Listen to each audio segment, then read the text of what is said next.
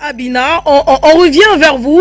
Alors avec ce qui s'est passé du côté du Kremlin, c'est vrai que les drones ont été interceptés, mais plusieurs personnes à travers cette action affirment que désormais les bases aériennes russes sont perméables et qu'il faudra désormais doubler de vigilance, surtout que ça arrive à un moment très crucial, à quelques jours de la célébration du 9 mai, notamment la victoire de la Russie sur les nazis, notamment sur l'Allemagne, la victoire de 1945, Gamal Abina. D'ailleurs, il faut expliquer très rapidement pourquoi le 9 mai. C'est parce que les alliés occidentaux, qui étaient évidemment pas des alliés des Russes, hein, ils sont des alliés de circonstance, se sont précipités pour célébrer le 8 mai 45 comme étant un jour de victoire, sans en informer les Russes, qui ont très mal vécu et qui ont décidé de célébrer ça le 9 mai, le lendemain de cette célébration. Donc dès le départ, le rideau de fer que Churchill avait annoncé tomber sur l'Europe était déjà bien imposé par l'agenda anglo-américain.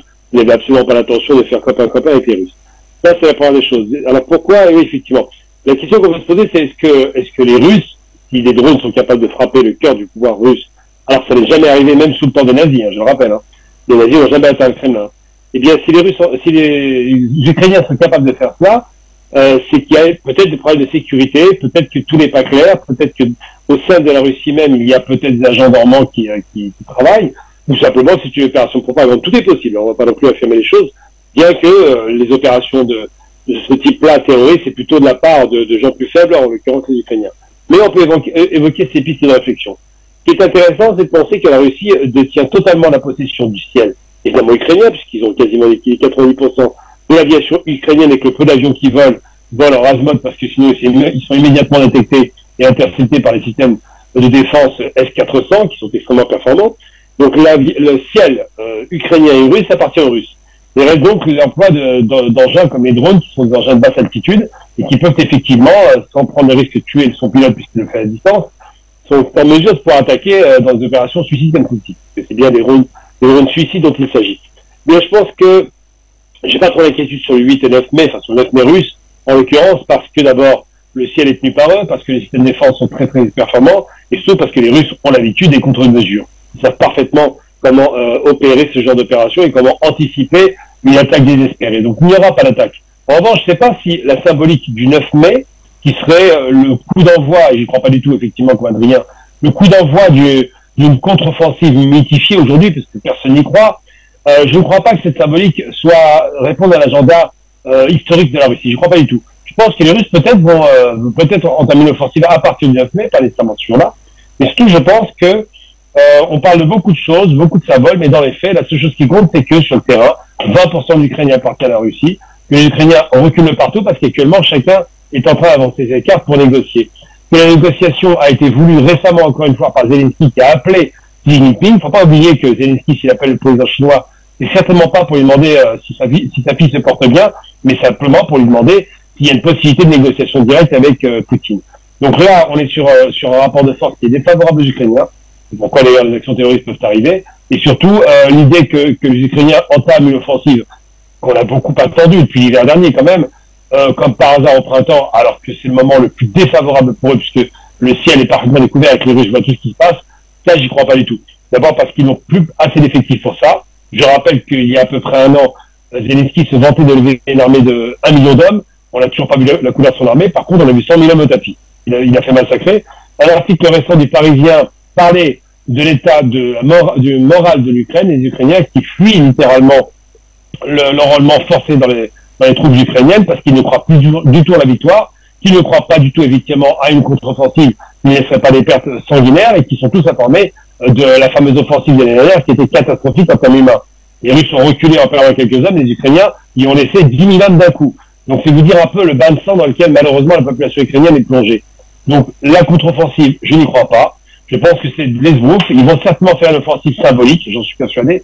Symbolique pas pour le 9 mai, mais symbolique pour donner le sentiment que l'Ukraine était capable de reprendre une portion de territoire. Et une fois que cette contre-offensive, qui sera juste symbolique, mais pas très sérieuse sur le plan stratégique, aura eu lieu et que les Ukrainiens auront peut-être, je sais pas, détruit une dizaine de chars et fait reculer peut-être une ligne de défense russe, une fois que ce sera fait à ce moment-là, ils iront à la table des négociations. Et j'en veux pour preuve, je suis même quasiment persuadé que l'Occident, qui pour l'instant fait semblant de les soutenir, finira par, je parle l'Occident européen, pas américain, finira par se dire, bon, ça commence à être problématique, on n'a pas assez de gaz pour l'hiver prochain, les réserves stratégiques ont été largement entamées dans un hiver passé qui était quand même assez doux, ça n'a pas été un hiver rigoureux, ils s'attendent à ne plus avoir de gaz pour l'hiver prochain, donc ils sont bien obligés de reprendre en main avec les Russes et de renégocier directement avec la Russie. L'autre aspect amusant, c'est que les médias de propagande d'aujourd'hui, qui disent beaucoup de bêtises, nous expliquent que Poutine serait isolé du monde, qu'il n'oserait pas sortir de son territoire et qu'il irait peut-être pas en Afrique du Sud. Parce que la CPI a demandé un mandat d'arrêt international contre Poutine et qu'il serait interpellé par les Sud-Africains. Je rassure les Sud-Africains, les Africains en général et Poutine en particulier, c'est complètement ridicule. Personne ne va livrer Poutine comme personne en Afrique du Sud n'a pensé à livrer à l'époque Omar el-Béchir qui était lui aussi frappé d'un mandat d'arrêt international.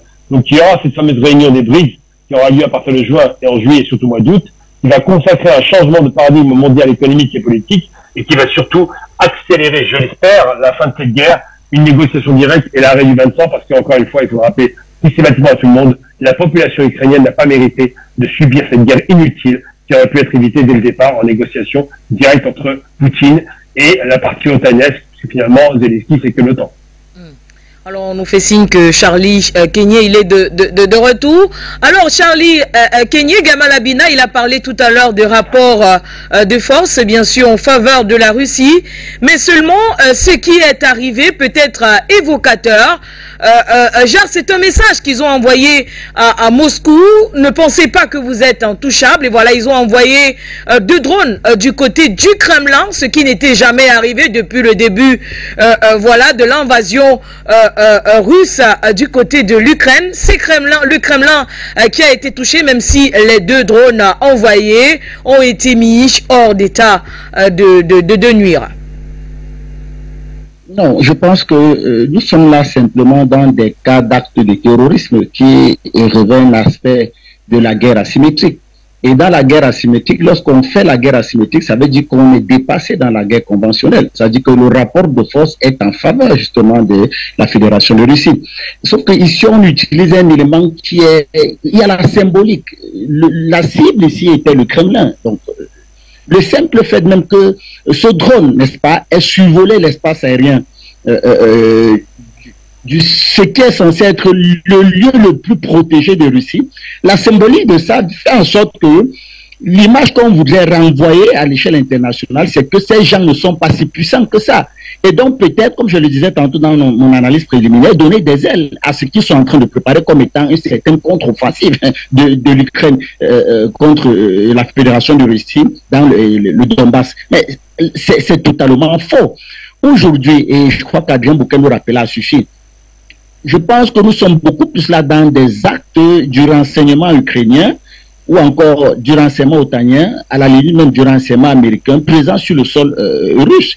Lorsqu'il nous rappelle de cette cellule qui a été démantelée du côté de la Crimée, je pense que peut-être, hein, je dis bien peut-être, il y en aurait également du côté de la Russie. Sinon, vous ne pouvez pas, pareil, selon le Centre d'études stratégiques russe, le drone qui a été abattu ne provenait pas de l'Ukraine, c'est-à-dire qu'il provenait de l'intérieur de la Fédération de Russie et de la ville de Moscou précisément.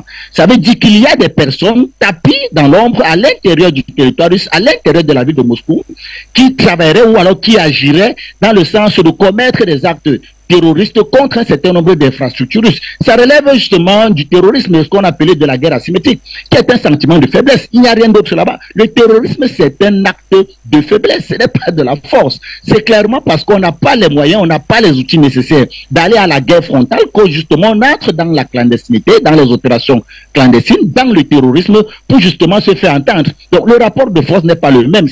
Il est totalement, je vais dire quoi, favorable à la Fédération de Russie. Sauf que derrière également, il y a une question qui se pose. Y aurait-il donc des agents ou alors des cellules dormantes qui continueraient à agir à l'intérieur du territoire russe de nature justement à poser des actes pour justement les endosser sur le dos de l'Ukraine et par ainsi peut-être présenter une certaine image, une certaine faiblesse de la Fédération de Russie. C'est ça la problématique aujourd'hui. Et en ce sens-là, moi je pense très humblement que il est impératif par rapport à ce que nous sommes en train de voir, et même par rapport à la propagande qui entoure cette actualité, autant pour moi, de véritablement travailler en interne. C'est-à-dire qu'il faille renforcer justement les capacités de pouvoir extirper ou alors de pouvoir neutraliser toutes ces cellules-là ou alors tous ces agents-là qui continueraient à agir à l'intérieur de la Fédération de Russie pour justement présenter une image d'un État qui serait faible ou alors d'un État dont la défense aérienne ne serait pas même peut-être de pouvoir contrer pareille attaque. Dit que ceci peut être également catégorisé comme étant un acte de faiblesse, ça ne peut pas être possible parce que je crois que, comme on nous l'a expliqué tout à l'heure, c'est un acte qui provient de l'intérieur du territoire et qui visait un bâtiment public, principalement le Kremlin. Est-ce que vous pensez que pareil drone provenant de l'extérieur de l'Ukraine aurait même pu franchir l'espace aérien, provenant de l'Ukraine aurait pu franchir l'espace aérien russe? Pour ma part, je ne pense pas. Aujourd'hui, il est clair que l'espace aérien russe est franchement verrouillé. D'ailleurs, ils ont le matériel pour, je crois qu'on le rappelait encore, ils ont les S-400 et les S-500 qui font tellement de mal aux forces de l'OTAN du côté de l'Ukraine. D'ailleurs, la Russie aujourd'hui, c'est la Russie qui contrôle l'espace aérien ukrainien. Alors dire que un État comme celui-là, avec le matériel, avec la logistique que nous connaissons à cet État-là, qui aujourd'hui contrôle l'espace aérien d'un territoire ou d'un pays où vous avez pratiquement 30 armées de plusieurs pays qui sont représentés avec tout ce qu'on peut concéder comme matériel aux forces otaniennes, mais qui n'arrivent véritablement pas à avoir le dessus sur la Russie au niveau du contrôle de l'espace aérien ukrainien, dit donc que ces personnes-là auraient pu briser les lignes, alors les lignes de défense de l'espace aérien russe, de nature à attaquer le Kremlin. Je ne le pense pas. C'est un acte isolé, c'est un acte qui provient de l'intérieur du territoire, simplement parce qu'aujourd'hui, on voudrait renvoyer à l'échelle internationale, à l'image, à la conscience collective internationale, comme quoi cet État qui, à travers justement les opérations menées en Ukraine, nous ont montré que ils avaient les moyens de leur politique, mais qu'également la capacité militaire européenne était un peu trop surévaluée. Aujourd'hui, cet État-là n'est pas tellement ce que nous pensions. Et donc, on multiplie ce genre d'actes terroristes pour essayer de les fragiliser, pour essayer justement de retourner l'intention qui anime aujourd'hui l'ensemble de la population mondiale envers ce pays-là, comme quoi ce n'est pas ce que nous pensons. Et peut-être, je dis encore, peut-être, bien sûr, préparer comme une forme de riposte, comme une forme d'élan qui serait en train de se préparer, parfois, comme je le disais tantôt, qui n'aura peut-être pas lieu ou alors qui véritablement n'aura pas d'impact sur les défenses russes, mais préparer justement ce qu'on nous vend comme depuis un temps des années, la riposte, la contre-offensive de l'armée ukrainienne contre la Fédération de Russie. Il y a un bouquet qui lui aussi a vécu en direct dans le Donbass, un camp d'entraînement, voilà, des Russes, voilà, des pro-russes, c'était donc des Français pro-russes, voilà, qui s'entraînaient. Il était de ce côté-là pour Afrique Média, ce reporter de guerre Adrien Bouquet, correspondant Afrique Média. Alors, on revient avec vous pour pour que vous puissiez nous raconter cette petite expérience. Adrien Bouquet, vous qui avez vécu dans le Donbass, un camp d'entraînement avec les militaires russes, tout comme Afrique Média, qui ont envoyé sur le terrain deux reporters pour vivre en direct ce qui se passe véritablement du côté de Moscou. Bien sûr. Alors, je suis encore dans le Donbass, en direct du Donbass. Là, je suis actuellement à Donetsk, dans le centre-ville. Je suis régulièrement et je travaille régulièrement donc à Soledar. Soledar, c'est la frontière avec Bakhmout, où se trouvent justement pratiquement 80% de militaires Wagner. Donc effectivement, exactement comme mes collègues actuellement à Moscou, dans un centre d'entraînement de Wagner. Donc moi, je suis régulièrement donc avec Wagner, mais sur le terrain au niveau de Soledar. D'ailleurs hier, je vous montriez ceci qui m'a été remis par l'un des soldats, qui est donc le patch de Wagner. Et oui, effectivement, les soldats que vous pouvez voir donc actuellement à Moscou, qui sont entraînés par Wagner, où est notre correspondant et mon collègue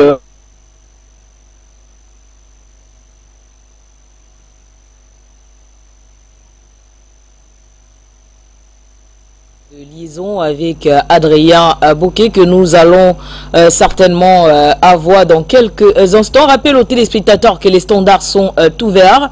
Ils peuvent donc désormais nous appeler parce qu'ils ont essayé de nous appeler il y a quelques instants. Ce n'était pas encore l'instant des téléspectateurs, donc ils peuvent déjà nous appeler pour donner leur point de vue sur le sujet du jour concernant la tentative d'assassinat du président Vladimir Poutine, malgré le fait que l'Ukraine et Washington refutent toute accusation de Moscou. Alors, Gamal Abinon revient vers vous en attendant bien sûr les téléspectateurs. Alors, comment comprenez-vous ces efforts de Kiev et de Washington qui nient toute responsabilité concernant ces attaques d'il y a, bref, ces attaques de la nuit dernière? C'est simplement pour dire que c'est pas très glorieux en vérité d'assassiner un chef d'État. C'est pas la première fois qu'ils le font. Ils en ont assassiné beaucoup. Les Occidentaux, particulièrement la CIA ou les services français. On se souvient évidemment de Sankara. On se souvient évidemment indirectement assassiné par eux. De Kadhafi récemment, personnellement. On se souvient évidemment de Lumumba.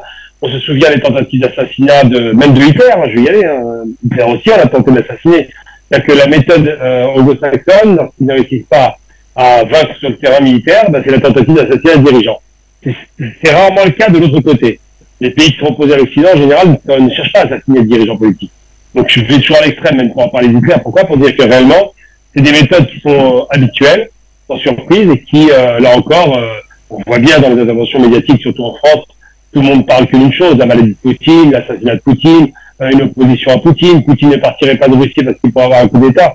Tout ce genre de stupidité en faisant parfaitement mine de ne pas voir que cette opération militaire qui a été lancée par Poutine, donc cette guerre, il faut l'appeler comme ça, c'est une guerre, c'est pas autre chose, eh bien, il y a quand même un soutien à la population massif. Plus de 90% des Russes sont favorables à ça parce que le sentiment général des Russes, c'est que l'OTAN, qui n'a pas cessé de s'élargir alors qu'elle a dû disparaître après 92, eh bien, l'OTAN est devenue tellement agressive qu'aujourd'hui, elle soutient directement un territoire qu'ils considèrent comme étant russe historiquement, et c'est vrai que les premiers Russes étaient là-bas, la fameuse route de l'Ukraine qui s'appelait l'État des Russes. Et c'est vrai qu'aujourd'hui, les Russes ont le sentiment qu'on vient vraiment les chercher à leurs frontières, ce qui n'est pas faux. Il faut quand même rappeler que les bases américaines sont disséminées dans toute l'Europe pour entourer la Russie, ça on le voit, disséminées dans tout le Moyen-Orient pour entourer l'Iran, disséminées dans toute l'Asie pour entourer la Chine. Enfin, quand même, on voit la présence américaine extrêmement agressive et offensive, et qu'il fallait un jour ou l'autre que ça s'arrête. Donc les Russes ont décidé de mettre du poids sur la table. La population russe est très éduquée, et c'est très bien. Au-delà du nationalisme qu'on a commencé un petit peu à lancer, une réalité, c'est que les Russes sont actuellement avec des ennemis à leurs frontières. Et que ça ne passe pas du tout. Alors, les tentatives d'assassinat de dirigeants politiques, c'est une tradition occidentale. Il n'y a rien de nouveau à l'horizon. Ils l'ont fait régulièrement et le font tout le temps. Ils l'ont fait même en Iran en 53 avec Mossadegh, le premier ministre iranien qui a été assassiné par leurs soins. On l'a vu même avec la chute de la Roumanie lorsqu'ils ont assassiné Ceausescu et sa femme. C'est des méthodes occidentales très connues, donc c'est pas une surprise qu'ils ont tenté le coup avec Poutine. Après, tentative d'assassinat avec 2 drones ridicules au Kremlin où on ne sait pas où se trouve Poutine, ça c'est pas très sérieux, mais c'est vrai que la tentative mérite d'être entendue. C'est que c'est des méthodes occidentales très, très classiques. Ils se disent que lorsqu'on se coupe la tête, eh bien le reste du corps ne suivra pas, mais ils font une erreur. J'ai même envie de dire pratiquement que Poutine, en comparaison de Medvedev, c'est un modéré. Medvedev, ses positions sont extrêmement radicales et beaucoup plus violentes. Donc c'est un peu comme si on avait assassiné Hitler à l'époque. Eh bien, ce qui était numéro 2 d'Hitler, c'était Himmler, et Himmler, c'était un extrémiste absolu. Il faut faire très attention à ce genre de stupidité parce que Poutine est un négociateur. Malgré tout, ce que ne sera pas Medvedev, c'est un radical. Je ne vais même pas parler évidemment de Prigojine ou d'autres organisations comme celle-là, mais une chose est certaine, c'est que la tentative est probablement une action occidentale. C'est pas une surprise. Ça ne va pas y être à 100%. Moi, je ne vais jamais être péremptoire parce que tant que les enquêtes objectives ne sont pas menées, on ne peut pas le savoir. Mais les tentatives d'assassinat de chefs d'État, c'est bien une tradition occidentale. Afrique Média, le monde, c'est nous.